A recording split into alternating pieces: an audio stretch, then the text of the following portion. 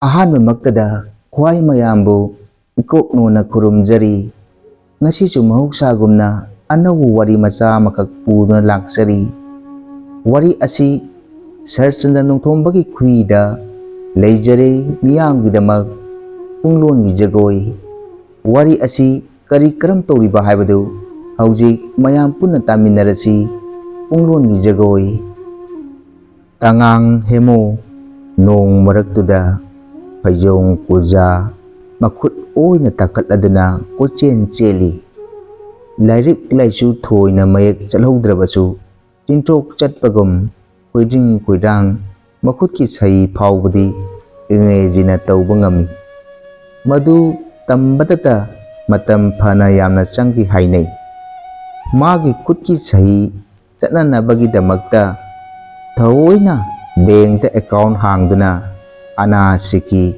ꯀꯥꯏꯊꯣꯛ ꯀꯥꯏꯁꯤꯟ ꯁꯥꯟꯅꯖꯔꯤꯕ ꯇꯉꯥꯡ ꯍꯦꯃꯣꯒꯤ ꯗꯞꯅꯤ꯫ ꯄꯨꯟꯁꯤꯕꯨ ꯅꯨꯡꯉꯥꯏꯅ ꯂꯧꯖꯕ ꯃꯤꯇꯥꯅꯤ꯫ ꯃꯍꯥꯛ ꯔꯥꯖꯅꯤꯇꯤꯁꯨ ꯐꯖꯅ ꯌꯥꯎꯏ꯫ ꯚꯣꯠꯀꯤꯅꯤꯕꯨ ꯍꯥꯏꯔꯕꯗꯤ ꯁꯤꯕ ꯀꯤꯕꯤꯕ ꯖꯥꯠ ꯅꯠꯇꯦ꯫ ꯃꯤ ꯅꯦꯝꯇꯛ ꯐꯨꯂꯩꯅꯕ ꯁꯕꯥꯅꯤ꯫ ꯃꯁꯥꯗꯤ ꯌꯥꯝꯅ ꯎꯏꯕ ꯖꯥꯠꯅꯤ꯫ ꯀꯨꯆꯨ ꯃꯨꯔꯞ ꯇꯧꯖꯔꯕꯁꯨ ꯋꯥꯎꯕꯗꯤ ꯌꯥꯎꯗꯦ꯫ ꯃꯁꯥ ꯇꯅꯥꯟ ꯇꯅꯥꯜꯂꯤ꯫ ꯃꯃꯥꯏꯗꯨ ꯁꯝꯕꯣꯝꯕꯤ ꯈꯔ ꯀꯥꯖꯔꯕꯁꯨ ꯑꯣꯏ ꯍꯧꯍꯟꯗꯦ꯫ ꯃꯁꯝ ꯇꯅꯥꯟ ꯇꯅꯥꯟ ꯀꯛꯇꯨꯅ ꯊꯥꯎ ꯂꯪꯅ ꯇꯩꯔꯒ ꯁꯝꯆꯦꯠ ꯇꯣꯏꯅ ꯍꯥꯀꯟꯕ ꯃꯤꯇꯥꯅꯤ꯫ ꯈꯥꯗꯤꯒꯤ ꯃꯆꯨ ꯇꯥꯕ ꯐꯤꯔꯣꯜ ꯁꯦꯠ ꯆꯥꯕꯁꯤ ꯇꯉꯥꯡꯅ ꯑꯣꯟꯊꯣꯛꯅ ꯄꯥꯝꯖꯩ꯫ ꯁꯅꯥ ꯂꯧꯕꯗꯒꯤ ꯇꯉꯥꯡ ꯃꯤꯡꯊꯣꯟꯁꯤ ꯐꯪꯈꯤꯕꯅꯤ꯫ ꯃꯁꯤꯗ ꯐꯪꯖꯅꯕ ꯃꯨꯈ꯭ꯔꯕꯤ ꯑꯃꯨꯔꯩꯕꯨ ꯍꯥꯏꯅ ꯁꯤꯡꯅꯗꯨꯅ ꯑꯍꯜ ꯂꯃꯟꯅ ꯂꯨꯍꯣꯡꯕꯤꯕꯗ ꯍꯣꯏ ꯃꯥꯏ ꯍꯥꯏꯗꯅ ꯇꯉꯥꯡꯅ ꯌꯥꯈꯤꯕꯅꯤ꯫ ꯃꯈꯣꯏꯒꯤ ꯑꯃꯠꯇ ꯌꯥꯎꯖꯕ ꯄꯥꯔꯤꯁꯨ ꯑꯗꯨꯃꯉꯥꯏ꯫ ꯃꯄꯥꯒꯨꯝꯃꯤ ꯇꯣꯅꯥꯜꯂꯤ꯫ ꯂꯥꯏꯔꯤꯛ ꯅꯤꯡꯊꯤ ꯅꯨꯡꯉꯥꯏꯅ ꯇꯝꯃꯨ ꯌꯥꯗꯦ꯫ ꯃꯄꯥ ꯍꯦꯃꯣꯁꯨ ꯑꯗꯨꯃꯉꯥꯏ꯫ ꯅꯤꯉꯣꯜ ꯃꯉꯥꯒꯤ ꯃꯅꯨꯡꯗ ꯄꯤꯕꯥ ꯃꯊꯟꯇ ꯐꯪꯂꯛꯄꯅꯤ ꯍꯥꯏꯗꯨꯅ ꯃꯈꯣꯡ ꯂꯩꯄꯥꯛ ꯇꯥꯗꯕ ꯃꯈꯩ ꯀꯦꯊꯣꯛꯅ ꯌꯣꯛꯄꯗꯒꯤ ꯀꯦꯠꯁꯤꯟꯅꯈꯤꯕꯅ ꯍꯦꯟꯗꯨꯅ ꯂꯥꯏꯔꯤꯛ ꯇꯝꯕ ꯆꯠꯂꯨ ꯌꯥꯈꯤꯗꯦ꯫ ꯃꯥꯅ ꯍꯦꯛ ꯉꯝꯗꯨꯅ ꯁ꯭ꯀꯨꯜ ꯀꯥꯗꯕꯗꯒꯤ ꯍꯧꯖꯤꯛꯇꯤ ꯃꯃꯤꯠꯇ ꯂꯥꯏꯔꯤꯛ ꯃꯌꯦꯛ ꯆꯪꯉꯨ ꯌꯥꯗ꯭ꯔꯦ꯫ ꯃꯗꯨꯒꯤꯗꯃꯛ ꯉꯁꯤꯗꯤ ꯃꯍꯥꯛ ꯀꯌꯥꯗ ꯈꯣꯏꯔꯥꯡ ꯈꯣꯏꯆꯥꯎꯅꯈ꯭ꯔꯕ꯫ ꯃꯁꯤꯗꯒꯤꯅꯤ ꯃꯆꯥꯕꯨꯗꯤ ꯁꯦꯝꯂꯒꯦ ꯈꯟꯅ ꯆꯞ ꯌꯨꯡꯅ ꯍꯣꯠꯅꯖꯕꯅꯤ꯫ ꯑꯗꯨꯕꯨ ꯀ꯭ꯋꯥꯛꯀꯤ ꯃꯆꯥ ꯀ꯭ꯋꯥꯛ, ꯎꯔꯣꯛꯀꯤ ꯃꯆꯥ ꯎꯔꯣꯛ ꯍꯥꯏꯕꯗꯨ ꯇꯥꯔꯦ꯫ ꯀꯨꯝꯁꯤꯗꯤ ꯃꯆꯥꯅꯨꯄꯥꯗꯨ ꯃꯦꯇ꯭ꯔꯤꯛ 9ꯂꯛ ꯊꯥꯔꯕ ꯃꯇꯨꯡꯗ ꯎꯆꯤꯟ ꯅꯥꯆꯤꯟꯅ ꯌꯥꯎꯔꯛꯂꯦ꯫ ꯃꯃꯥꯟꯅꯕꯁꯤꯡꯗꯤ MA ꯂꯣꯏꯗꯨꯅ ꯉꯝꯅꯃꯛ ꯑꯆꯧ ꯑꯆꯧꯕ ꯊꯕꯛ ꯄꯥꯏꯅꯈ꯭ꯔꯕꯅꯤ꯫ ꯃꯥꯕꯨꯁꯨ ꯃꯄꯥ ꯍꯦꯃꯣꯅ ꯃꯈꯥ ꯇꯝꯊꯈꯣ ꯍꯥꯏꯕꯗ ꯂꯥꯏꯔꯤꯛꯀꯤ ꯋꯥ ꯇꯣꯛꯄꯤꯔꯣ ꯍꯥꯏꯔꯛꯄꯗꯒꯤ ꯊꯕꯛ ꯇꯧꯍꯟꯅꯅꯕ ꯀꯣꯏꯆꯦꯟ ꯆꯦꯜꯂꯤꯕꯁꯤꯅꯤ꯫ ꯇꯉꯥꯡꯅ ꯔꯥꯖꯅꯤꯇꯤ ꯌꯥꯎꯖꯔꯤꯕꯁꯤ ꯃꯆꯥꯒꯤ ꯑꯁꯥꯗꯅꯤ꯫ ꯑꯗꯨꯅꯅꯤ ꯖꯨꯟꯒꯤ ꯅꯣꯡ ꯃꯔꯛꯁꯤꯗ ꯐꯩꯖꯣꯡ ꯀꯨꯖꯥ ꯇꯥꯈꯠꯇꯨꯅ ꯃꯦꯇ꯭ꯔꯤꯛ ꯄꯥꯁ ꯇꯧꯔꯛꯂꯕ ꯃꯆꯥꯒꯤꯗꯃꯛꯇ ꯊꯕꯛ ꯑꯃ ꯍꯥꯞꯄꯤꯅꯕ ꯃꯟꯇ꯭ꯔꯤꯒꯤ ꯃꯅꯥꯛꯇ ꯆꯠꯂꯨꯔꯤꯕ꯫ ꯃꯟꯇ꯭ꯔꯤꯅꯁꯨ ꯗꯤꯔꯦꯛꯇꯔꯒ ꯇꯦꯂꯤꯐꯣꯟ ꯇꯧꯅꯗꯨꯅ ꯊꯕꯛꯀꯤ ꯄꯥꯎ ꯂꯧꯅꯕꯗ ꯌꯥꯝꯅ ꯊꯨꯅꯃꯛ ꯂꯧꯒꯗꯧꯔꯤꯕ ꯀꯦꯔꯥꯅꯤ ꯑꯃꯗꯤ ꯒ꯭ꯔꯦꯗ 4ꯒꯤ ꯑꯍꯥꯡꯕ ꯐꯝ ꯈꯔꯒꯤ ꯋꯥꯐꯝ ꯄꯥꯎ ꯐꯥꯎꯅꯔꯕ ꯇꯨꯡꯗ ꯌꯥꯝꯅ ꯑꯁꯥ ꯂꯩꯅ ꯃꯌꯨꯝꯗ ꯍꯜꯂꯛꯈꯤꯕꯅꯤ꯫ ꯃꯄꯥꯕꯨꯡꯒꯤ ꯋꯥꯐꯝꯗꯨ ꯇꯥꯔꯕ ꯇꯨꯡꯗ ꯄꯥꯔꯤꯅ ꯍꯥꯏꯔꯛꯏ, "ꯄꯥꯕꯨꯡ, ꯑꯩ ꯊꯕꯛ ꯇꯧꯕ ꯍꯩꯅꯔꯣꯏ꯫ ꯌꯥꯔꯕꯗꯤ ꯊꯤꯀꯥ ꯑꯣꯏꯅ ꯇꯧꯖꯒꯦ꯫" ꯃꯄꯥꯅ ꯈꯨꯝꯂꯛꯏ, "ꯍꯧꯖꯤꯛꯀꯤ ꯃꯇꯝꯗ ꯊꯤꯀꯥ ꯇꯧꯕ ꯀꯥꯟꯅꯔꯣꯏ꯫ ꯑꯣꯐꯤꯁꯥꯔꯒꯤ ꯑꯃꯗꯤ ꯑꯇꯩ ꯑꯇꯩꯒꯤ ꯄꯥꯔꯁꯦꯟꯇꯦꯖ, ꯃꯍꯥꯖꯣꯟꯒꯤ ꯁꯦꯟꯗꯣꯏ ꯀꯌꯥ ꯂꯦꯝꯍꯧꯕ ꯅꯪꯒꯤꯅ? ꯃꯗꯨꯒꯤ ꯊꯕꯛꯇꯨꯅ ꯀꯌꯥ ꯐꯖꯕ ꯐꯣꯜ ꯂꯥꯛꯀꯅꯤ? ꯃꯆꯨ ꯇꯥꯗꯕꯅꯤ꯫ ꯍꯧꯖꯤꯛꯀꯤ ꯃꯇꯝꯗ ꯊꯤꯀꯥꯒꯤ ꯊꯕꯛꯁꯤ ꯃꯆꯨ ꯇꯥꯕ ꯁꯨꯡꯌꯥ ꯌꯥꯔꯣꯏꯗꯕꯅꯤ꯫ ꯄꯥꯔꯁꯦꯟꯇꯦꯖ ꯃꯌꯥꯝꯗꯨ ꯄꯤꯅꯕ ꯍꯣꯠꯅꯕꯗ ꯌꯣꯠꯀꯤ ꯃꯍꯨꯠꯇ ꯋꯥꯆꯦꯠꯅ ꯍꯥꯞꯄ ꯇꯥꯕꯅꯤ꯫ ꯁꯤꯃꯦꯟꯒꯤ ꯃꯍꯨꯠꯇ ꯂꯩꯉꯣꯏꯅ ꯁꯤꯟꯕ ꯇꯥꯕꯅꯤ꯫ ꯑꯗꯨꯅꯗꯤ ꯁꯪꯒꯥꯕꯒ ꯅꯤꯡꯈꯥꯏꯈꯤꯕ ꯇꯥꯕꯅꯤ꯫ ꯀꯥꯟꯅꯔꯣꯏ ꯏꯕꯣ, ꯏꯄꯥꯅ ꯍꯥꯏꯕ ꯏꯜꯂꯨ꯫ ꯀꯦꯔꯥꯅꯤ ꯑꯣꯏꯍꯧ, ꯑꯦꯖꯨꯀꯦꯁꯟ ꯑꯣꯐꯤꯁꯀꯤ ꯀꯦꯔꯥꯅꯤ꯫ ꯏꯄꯥꯅ ꯄꯨꯝꯅꯃꯛ ꯐꯅꯕ ꯁꯤꯜꯂꯕꯅꯤ꯫ ꯍꯌꯦꯡꯒꯤ ꯏꯟꯇꯔꯚ꯭ꯌꯨꯗ ꯅꯁꯛꯇꯪ ꯎꯠꯂꯝꯃꯨ, ꯂꯣꯏꯔꯦ꯫ Nanggi taibungo manti jawalna pariba pamse ahal lamangi soto nate. Mana sauringai ipagi wa tabi wani. Mana boy kada matamda kak ngamloy daw thabukni. Macano pa na kagbang na kumlai. Adubu pabung macagi wafamdu makha tana taramdana thu namak tangang na harai. Adu da khangde ko nangang na si. Ai director ga amukta unahudaba yadabani. Yengu manchigi dio letrasi. Ashi hairaga manchigi envelope asangbada hapliba dio letter du magi puri khawda hapchilaga chatin tupladana nong maraktuda kan kandana adum chatkre. Mapane hek chakhibaga parigi mamanaba keso lai. Keso thabak phangdriba graduate lairabana maram oiraduna mana asa laina yaujaruba thabak interview kaya langam phiran thekngamdana maithibutana phangduna lakhibani mahak khangi matam sigi interview gi maikhum madu magumba amanadi phana kana honadana su khak hangtokpa ngamlore haibasi adubu mahak apikpa achauba thirudana solabi mama mimanadabi machan iba manaw singbu nongmagi chara anidang phawbadi phanggadaba sarkagi thabak amatangi mangjarakli mahaki aroiba asa haujikti parigi mahumda thamli maramdi pari kogi imunga haujik mapan phagalliba manti chawhalgagi leinariba mari kesoni ningthina khangi pariga makoi anidi onthong luna tinajai andak parina mitik paikha ngamlakiba asisu makoi ani tanaduna chingi center amada chaminaduna thaminarubani haina mina ningkhung ngangna batai madugi demak parina mapabungda kesogi thabak amatang sinbinaba kanna taknabasu ui interview loikre mapana harau parina hek halakpaga hanglaki kamdauki ibungo phakiba natrane khangde da pabung aina khangbadadi amatazu hangbirakte ai kaya thajade sel tunga pisin birunu pabung adugu pabung kesogi di suenba yadabani ko parina khungki hoida nasakpu ulamlabadi lore khanba khandabadu mantriga aya ngangnagada wafamni icha kesogi su pahakkanu handakti suelaroi parina khwaidagi kiribasi kerani oibasini mana karibu tauruba haigani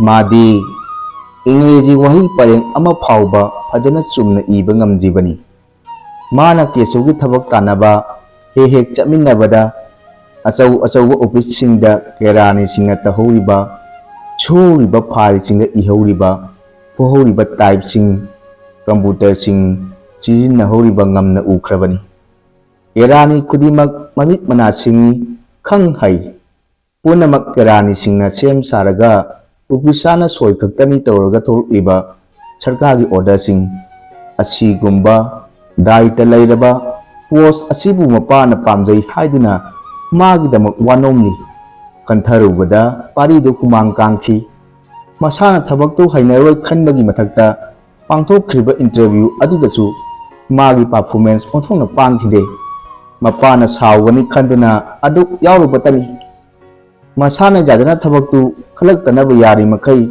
sem sajarami kharanigi tungda nongma yasona pari bu hauduna pari gi motorcycle da athapa kungang amada chatminai kungang duda nauna lingkhatpa english school amagi ojagi interview yaukibani kesodu nauna lingkhariba school du labuk lamang amada yamna natai chadana circle amadu urai makoi ani changsinduna school dugi principal ga unarui interview gi for gi maramda hangi principal duna magi kada makoi ani bu phamta halaga ingna tapna wa khanaba haurai songi mingna kari seram keso magi file thidoktuna upna yenglaba tungda oja principal duna harai keso babu gi academic career fajai interview su fajana mai paklai selection board na somnu khanbada yare adubu condition amadi lay Masi keso babu na yabi batay.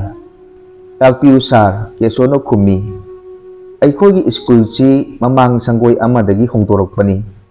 Mafamduda chalaktabadagi lam machet sima layraga hantakta hongtorokliba asini. Building sabagi masak matumsu yamna watli. Oja sing mayam sel khainaraga sengkot chagalaklibani. Aikoi oja amamamna lupa lising tara puthoknari. Keso babu nasu senfam masi pangbiba tai. Aduga ahanbagi tha ahumgi tolopsu school sida dan tawbiba tai. Kesogi mamaida khumang marik karai.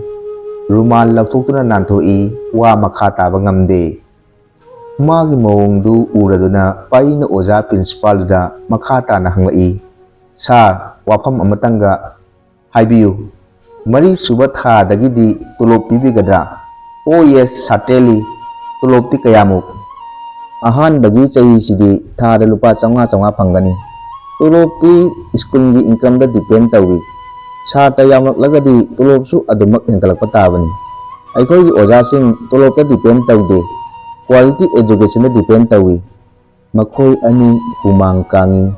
Yumda khanajarukige aduga paw amuk khanganjarake hayam laga thunamak mafamdagi thoraki. Laik laisu haibagi masingna nongmagi ising isawgum inot karakliba lepak asida thabak thiriba masing lak taruk henkre. Masing ase employment exchange ta ming chalaba singitani. Chandabasu kongai amani. Private school gi interview duda keso na thingnakiba miyamdu mamita sangjang urai. Makoi kudimak thabak amatangbu pangnaba magumna thiriba ngaktani. Lepak asida thabak khuti ani thokna thinari. Amana hingnabagidamak thabak thirakpa. Atopa amana thabak tawri haibutudang thoknaba thibam thabak mathi ama. Akon bagi asidi tolokgidamak thabak togidamak natte. Magi lifestyle adugidamak ni. Yeso na tamlokpa sarkagi college tugi nakanna leiba private college amagi wari mahak ningsinglai. College adu purely private oi. College tugi infrastructure di sarkari college na laksaba yaba nate. Madugi secretary du yamna haisingbana maram oiduna UGC amadi atai higher education ga mari leinaba funding singdagi haisingna grant subsidy chauna lawi. College ki infrastructure matun phunna thami. Anauba tikiniken subject sing hangtoi. UGC gi grant ka loinana akaknaba sata singda thagi stipend piri. Adubu masida oja oiriba doctorate loiraba net get pass tawraba oja singidi kari karam tawribage. Makhoi wana leli. Thabak changbada lupa lak pitoi. Nupi ki college nina nupi oja na masing yamna heli. College ki oja oirabanina mafi maron nana chet sadana college karai. Ayambana mayungi income matik chana lejaba miyoi oina tawi.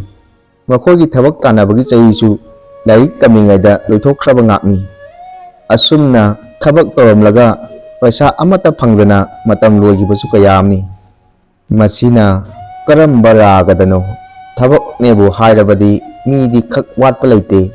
Paisa su khak wate pangpida mapinai. Ikui-kuidana makhoi anina yauruba interview du haidorakle. Education department ki kerani tara gate 4 manga lobagi khallaba list office ki notice board ta thekle. Parina kerani gi lista aduga kesona gate 4 gi lista yaurukle. Kesodi soraen makuna lamada phangbagum haraujare. Magi marupki mapandagi mahak sarkagi tulop chaba kamachari ama phawbadi oiba ngamjarabani haina chauthokchari. Pari di interview gi phol taraga o khongna kapli.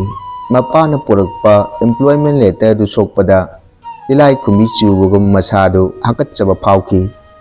Hana kuina joining report piu yakide. Chahi kharagi tungda nongma paribu lairik tambinaba tangangna hajarabadagi hanjinna lairik tambikiba ojabidu ngasidi education department sida magi thabak ama leiduna lakhi. Magi lairiki bin sabinabani sarkana leikhibagi. Mathang hangduna lakpana kachil oirapna thariba table amada ꯀꯦꯔꯥꯅꯤ ꯅꯨꯄꯤ ꯃꯆꯥ ꯑꯃꯅ ꯄꯣꯗꯣꯝꯕꯤ ꯊꯤꯜꯂꯗꯨꯅ ꯇꯥꯛꯂꯛꯈꯤꯕꯅꯤ꯫ ꯑꯔꯥꯞꯄꯗꯒꯤ ꯑꯣꯖꯥ ꯕꯤꯗꯨꯅ ꯃꯥꯒꯤ power ꯀꯜꯂꯕ ꯊꯥꯔꯕ ꯑꯅꯣꯛ ꯑꯗꯨꯗꯒꯤ ꯐꯥꯎꯅ ꯌꯦꯡꯂꯛꯄꯗ ꯎꯔꯛꯂꯦ ꯀꯦꯔꯥꯅꯤ ꯑꯗꯨ ꯊꯨꯅꯃꯛ ꯃꯁꯛ ꯈꯪꯂꯛꯏ꯫ ꯃꯥꯅꯤ, ꯇꯉꯥꯡ ꯍꯦꯃꯣꯒꯤ ꯃꯆꯥꯅꯨꯄꯥ ꯋꯥꯔꯤꯅꯤ꯫ ꯃꯥꯕꯨ ꯍꯦꯛ ꯎꯔꯨꯕꯗ ꯑꯣꯖꯥ ꯕꯤꯗꯨꯅ ꯍꯧꯈ꯭ꯔꯕ ꯊꯧꯗꯣꯛ ꯀꯌꯥ ꯃꯊꯪ ꯅꯤꯡꯁꯤꯡꯂꯛꯈꯤ꯫ ꯃꯊꯥꯗꯤ ꯐꯕꯅꯤꯗ ꯑꯉꯥꯡ ꯑꯁꯦ꯫ ꯑꯣꯏꯗꯒꯤ ꯆꯪꯂꯛꯄ ꯌꯦꯠꯇ ꯅꯥꯟꯊꯣꯛꯈꯤ, ꯌꯦꯠꯇꯒꯤ ꯆꯪꯂꯛꯄ ꯑꯣꯏꯗ ꯅꯥꯟꯊꯣꯛꯈꯤ꯫ ꯇꯝꯂꯤꯃꯈꯩ ꯃꯥꯒꯤ ꯀꯣꯛꯇ ꯑꯃꯠꯇ ꯇꯨꯡꯍꯧꯗꯕꯗꯨꯅꯤꯅꯦ ꯃꯁꯤ ꯄꯥꯔꯤꯁꯦ꯫ ꯀꯟꯅꯃꯛ ꯄꯥꯔꯤꯒꯤ ꯃꯥꯡꯗ ꯑꯣꯖꯥ ꯕꯤꯗꯨ ꯂꯦꯞꯂꯔꯦ꯫ ꯃꯥꯅ ꯂꯥꯛꯄꯒꯤ ꯃꯔꯝꯁꯨ ꯈꯪꯍꯜꯂꯦ꯫ ꯑꯣꯖꯥꯒꯤ ꯋꯥ ꯇꯥꯔꯒ ꯄꯥꯔꯤꯅ ꯆꯦꯅꯥ ꯄꯟꯗꯅ ꯍꯥꯏꯔꯛꯏ, ꯑꯣꯖꯥꯒꯤꯁꯤ ꯈꯔ ꯊꯨꯍꯟꯁꯤ ꯍꯥꯏꯔꯕꯗꯤ ꯂꯨꯄꯥ 400 ꯈꯛꯇꯪ ꯊꯥꯗꯕꯤꯔꯝꯃꯨ꯫ ꯄꯥꯔꯤꯗꯨ ꯑꯆꯧꯕ ꯑꯣꯐꯤꯁꯀꯤ ꯀꯦꯔꯥꯅꯤ ꯑꯣꯏꯕꯗꯤ ꯐꯖꯅ ꯍꯩꯔꯝꯂꯦ꯫ ꯃꯥꯏꯊꯣꯡꯗꯨ ꯏꯉꯥꯟ ꯉꯥꯟꯅ ꯆꯤꯡ ꯂꯦꯝꯅ ꯂꯩ꯫ ꯑꯆꯥꯆꯦꯟ ꯍꯥꯏꯕꯗ ꯃꯉꯣꯟꯗ ꯀꯔꯤꯃꯠꯇ ꯑꯀꯤꯕ ꯅꯥꯆꯨꯡꯕ ꯍꯪꯒꯣꯏꯕ ꯃꯇꯧ ꯎꯠꯈꯤꯗꯦ꯫ ꯌꯥꯝꯅ ꯐꯖꯅ ꯏꯁꯩ ꯇꯣꯏꯅ ꯁꯛꯂꯕ ꯁꯩꯁꯛꯄ ꯑꯃꯅ ꯁꯛꯊꯔꯛꯄ ꯏꯁꯩꯒꯨꯝ ꯁꯨꯔ, ꯇꯥꯟ, ꯃꯥꯇ꯭ꯔꯥ ꯀꯔꯤꯃꯠꯇ ꯀꯥꯏꯗꯅ ꯃꯥꯒꯤ ꯑꯣꯖꯥꯗꯨꯗ ꯏꯔꯥꯏ ꯂꯥꯏꯅ ꯍꯥꯏꯗꯣꯛꯈꯤ꯫ ꯑꯣꯖꯥꯗꯨꯅ ꯌꯥꯝꯅ ꯏꯀꯥꯏꯅ ꯐꯨꯔꯤꯠꯈꯥꯎꯗꯒꯤ ꯂꯨꯄꯥꯗꯨ ꯂꯧꯊꯣꯛꯂꯒ ꯃꯤ ꯀꯨꯏꯔꯨꯛ ꯌꯦꯡꯂꯒ ꯄꯥꯔꯤꯒꯤ ꯃꯥꯡꯗ ꯊꯥꯗꯈꯤ꯫ ꯃꯇꯥꯡ ꯑꯁꯤꯗ ꯑꯩꯒꯤ ꯋꯥꯔꯤ ꯃꯆꯥꯁꯤ ꯂꯣꯏꯁꯤꯟꯖꯔꯦ꯫ ꯁꯣꯏꯈꯤꯕ ꯂꯥꯟꯈꯤꯕ ꯀꯌꯥ ꯌꯥꯎꯔꯕꯁꯨ ꯈ꯭ꯋꯥꯏ ꯄꯨꯝꯅꯃꯛꯅ ꯉꯥꯛꯄꯤꯌꯨꯀꯣ, ꯄꯨꯝꯅꯃꯛꯄꯨ ꯈꯨꯔꯨꯝꯖꯔꯤ꯫